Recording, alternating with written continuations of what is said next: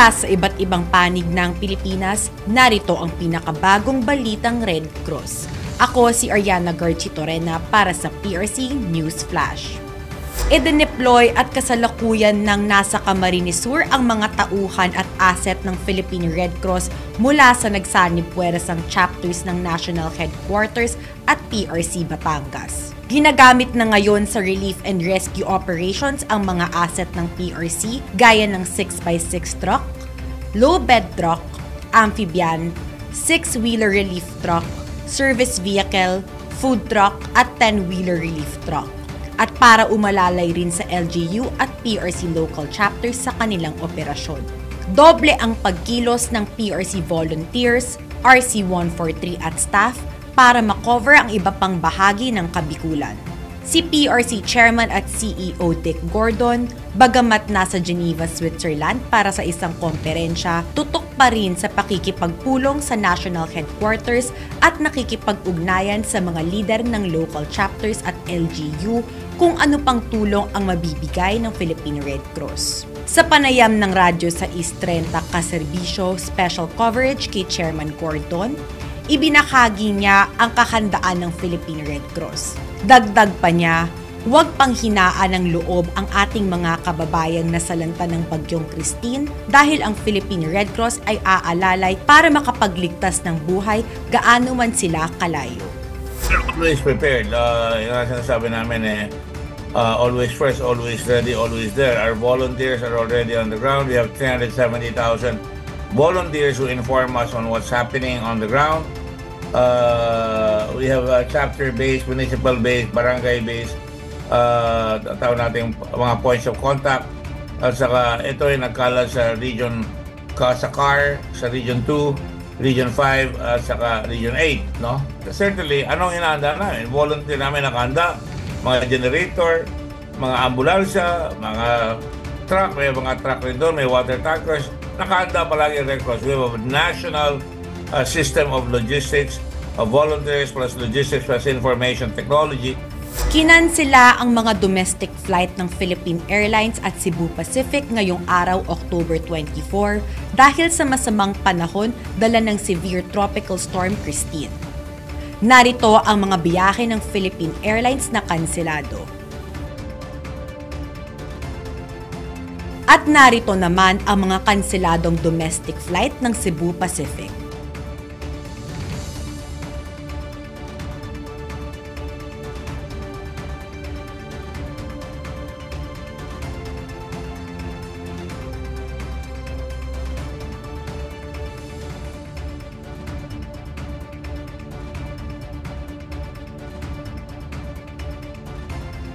Maging updated sa inyong biyahe at i-check ang schedule ng inyong bus, sea travel o flight kung may mga pagbabago. Sa kasagsagan ng pagbayo ng Bagyong Christine, puspusan ang paglilikas ng Philippine Red Cross chapters sa mga humingi ng saklolo mula pa nitong Martes. Ang volunteer services ay nakapag-mobilize ng 180 individuals mula sa Abra, Albay, Legazpi, Apayao, Baguio, Cagayan, Catanduanes, Ilocos Norte, Ilocos Sur, La Union, Malabon, Masbate, Northern Samar, Santiago City at Sorsogon. Sa Camarines Norte, naglikas ang PRC Camarines Norte chapter ng mga residente papuntang Dait Elementary School. Nag-rescue rin ng mga individual papuntang Dait Medical Plaza at ilang residente mula sa Blismagang, Camarines Norte. Isang buntis naman ang dinala sa Sorsogon Provincial Hospital dahil uminda na ang babae ng labor pains. Minonitor at inassess ang lahar flow mula sa Mayon Volcano kung saan ang ilang kalsada ay di madaanan sa kasalukuyan. Ilang kabahayan din ang pinasok ng putik mula sa bulkan at wala namang naiulat na mga casualty. Ongoing ang clearing operation na tatagal ng 2 hanggang 3 araw at maaaring umextend kung tuloy-tuloy pa rin ang buhos ng malakas na ulan. Isang storm surge o pagtaas ng alon sa dagat dahil sa bagyo ay nagdulot ng matinding pagbaha sa Baywalk area ng Lingayen Beach sa Pangasinan bandang hating gabi ng October 24. Naglandfall ang severe tropical storm Christine sa Divilacan, sa Isabela kaninang alas 12:30. Naka-alerto at naka-standby ang Philippine Red Cross sakaling magkaroon ng anumang emergency. Sa mga oras na ito, nagtayo na rin ng mga welfare desk ang iba't ibang chapter para umalalay sa mga naapektuhan ng matinding pagbahang dulot ni Bagyong Christine. Ngayong nakataas ang severe tropical storm Christine at binabayo ang maraming probinsya, pinag-iingat ang lahat sa sakunang dala nito sa ating sarili at pamilya. Una, stay informed.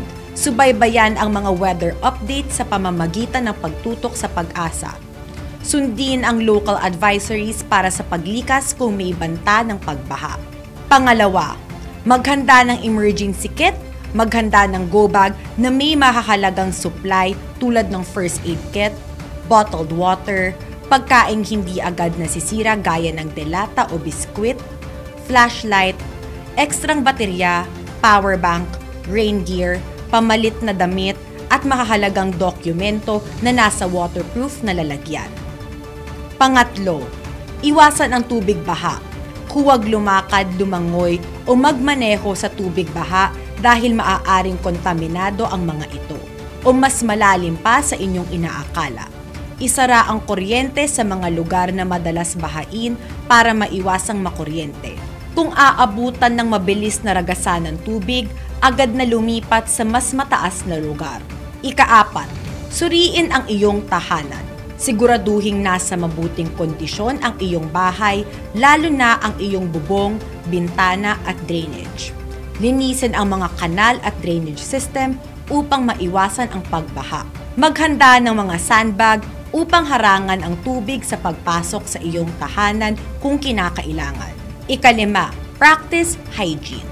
Hugasan ng madalas ang mga kamay gamit ang sabon at malinis na tubig. Iwasan ang paglubog sa tubig baha upang mabawasan ang panganib ng mga sakit na dala ng tubig tulad ng leptospirosis. Pang-6, maingat na magmaneho.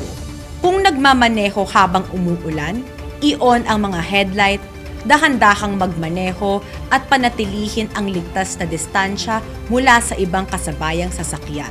Iwasan ang mga bahang kalsada at i-check ang mga landslide-prone areas kung ikaw ay nasa bulubunduking rehiyon. Pang-7, stay connected. I-charge agad ang mobile phone at siguraduhing maa-access agad ang contact number ng pamilya at emergency services. I-report ang mga emergency sa Philippine Red Cross Hotline 143 o sa inyong local authorities. Importanteng maging handa at wais mula sa sakuna. Ingatan ng sarili at ang pamilya. Kung kinakailangang lumikas, gawin na ito agad. Mula pa noong October 23 hanggang sa kasalukuyan, nakapaghatid na ng 8,735 hot meals ang PRC sa mga individual na naapektuhan ng Bagyong Christine sa mga lalawigan ng Northern Samar, Western Samar, Sorsogon, San Roque Elementary School sa Legazpi City, mga na-stranded sa Liloan Port sa Southern Leyte, Negros Occidental, Albay, Southern Leyte, Masbate, Agusan del Norte at Ilocos Norte. Sabi ni PRC Chairman at CEO Dick Gordon, nakapag-deploy na ng food truck sa mga lugar na matinding tinamaan ng Tropical Storm Christine. Kailangan bigyan ng disente at masustansyang makakain ang mga naapektuhan ng bagyo upang maibsan ang kanilang paghihirap sa kanilang pinagdaanan. Dagdag naman ni Secretary General Gwendolyn Pang, sa pamamagitan ng welfare units ng Philippine Red Cross, mabibigyan ang mga pamilya ng ginhawa upang matiyak na ang kanilang physical health at psychological well-being ay mapapangalagaan. Sa mga nais tumulong, maaaring tumawag sa PRC Hotline 143. Sa masusugid naming manonood ng PRC News Flash, tumutok sa Philippine Red Cross Facebook page, Instagram, X, TikTok at mapapanood na rin kami sa YouTube channel ng Philippine Red Cross. Abangan ang mga update sa Bagyong Christine at maging konektado sa PRC News Flash para sa mga napapanahong balitang Red Cross. Kung mayroon kang malasakit, kusang loob at kapwa-tao at gusto mong mag-volunteer sa Red Cross, Pumunta lamang sa pinakamalapit na chapter sa inyong lugar at tumawag naman sa Hotline 143 para sa mga emergencies. At yan ang pinakabagong balita mula sa PRC. Ako si Ariana Garchi Torena para sa PRC News Flash.